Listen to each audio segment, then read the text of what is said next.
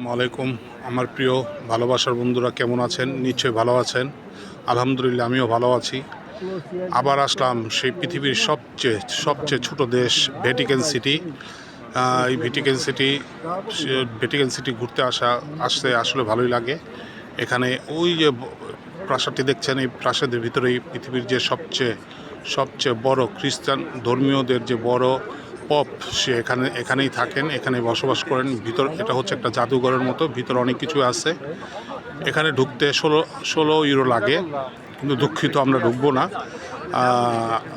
অনেকে এখানে ঢুকে, অনেকে এখানে অনেক দেশ থেকে আসে, এখানে এসে তাদের খ্রিস্ট ধর্মীদের পপের সাথে দেখা করেন।